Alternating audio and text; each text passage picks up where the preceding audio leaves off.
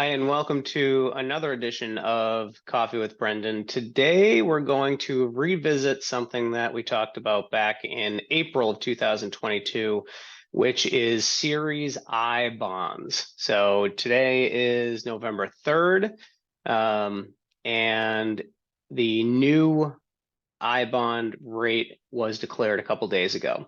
There was a big rush to buy these I bonds at the end of October to try to lock in a historically high interest rate that had been declared between April and November, which is the reason why I shot that video 6 months ago. It was kind of funny though, throughout that 6 month period, yes, every time I met with a client, we talked about Series I bonds, but then there were a number of questions that I got at the very tail end of October, asking me, should we invest in I bonds? So it was kind of funny that even though I shot that video, people were still asking me about these Series I bonds. So apparently my subscriber list is not at the Kim Kardashian level where everyone's hanging on every single word that comes out of my mouth. So hopefully enough of you watch this one so that it's a little bit helpful. But things have changed a little bit, but it's still a pretty good investment to consider. So we're going to talk about that today, and let's jump in with just a kind of a refresher course on what Series I bonds actually are. So let me go to the Treasury Direct website, and on that Treasury Direct website, they actually talk about all the things that you need to be aware of. So long story short, when it comes to Series I bonds, they pay interest on a semi-annual basis.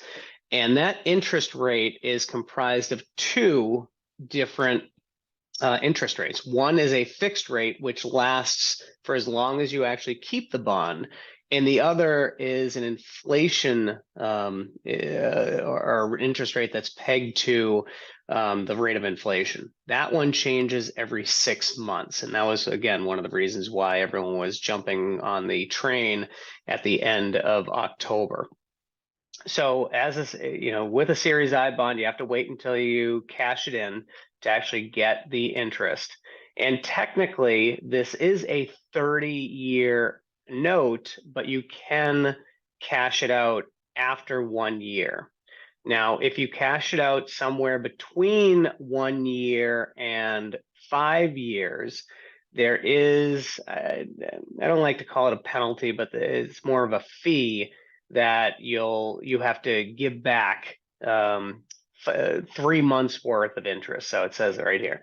However, if you cash the bond in less than 5 years, you lose the last 3 months of interest.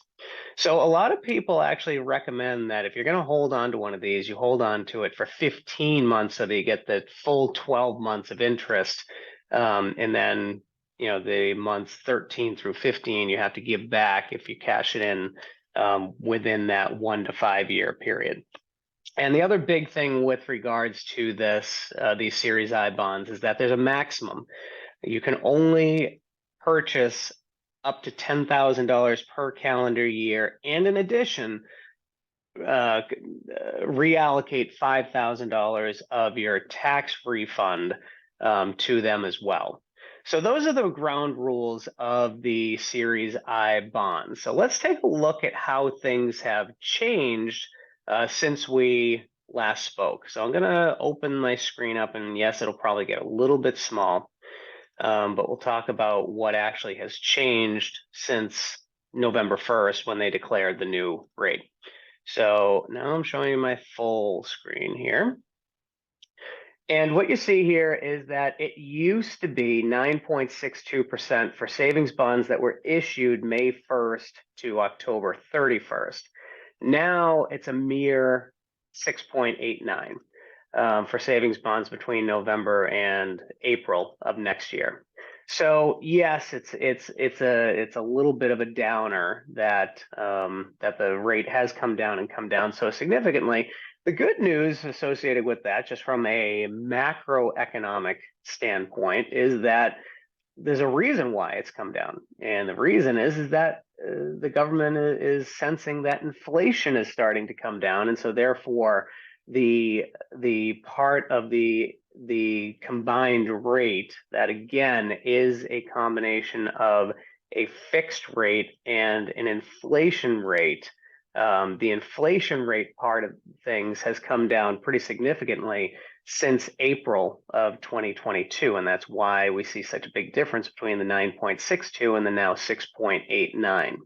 Now, am I telling clients don't look at these notes anymore? I'm not. This is one of those places where if you have a bunch of cash sitting around, and a bunch of cash is $10,000 plus, obviously you don't want to put all of your emergency fund, all of the money that you need for the next 12 months, you do not want to be putting into this. This is truly money that if you put it in, you can't get it out before 12 months.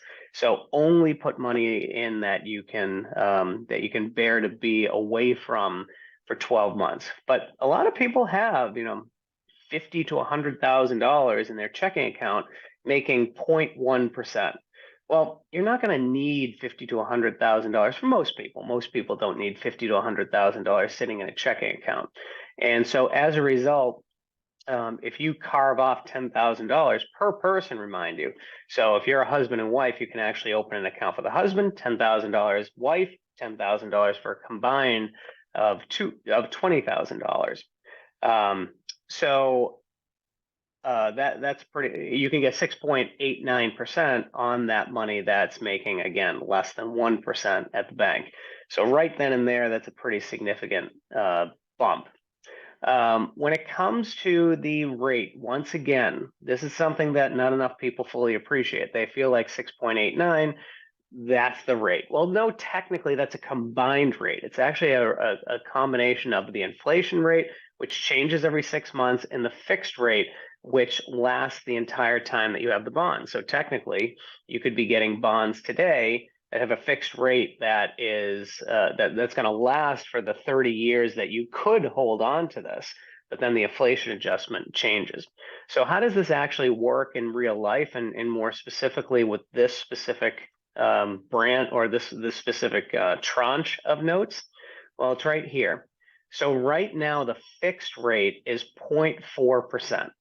The semi-annual rate is 3.24%. So all that simply means is semi-annual rate, that's once every 6 months. So the full year is 6.48%. You add that to the 0.4%, and you get this 6.89% combined rate. Now, as I mentioned, every 6 months, that inflation rate, which is this guy here, the bigger one, changes.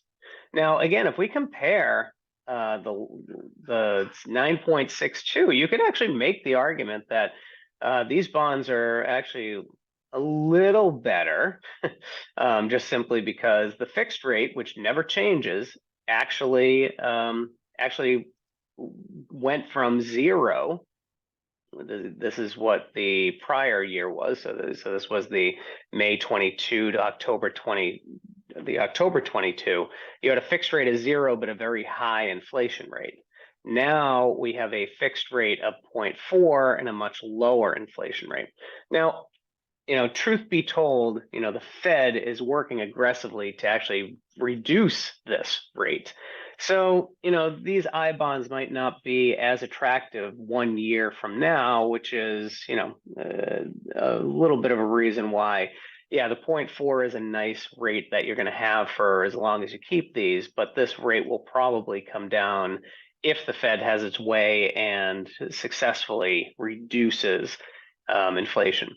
And so, long story short, with this new bond that we're talking about, this new 6.89% bond, it's going to have the 0.4 and it's going to have the 3.24, and then every 6 months it's going to change. So if you bought one today, so it says if we issued your bond in November, the next time that inflation adjustment will change is May 1st. So that pretty much means that from November 1st, when you buy it, to May 1st, 2023, you're going to have a 0.4% plus the 3.24% interest rate.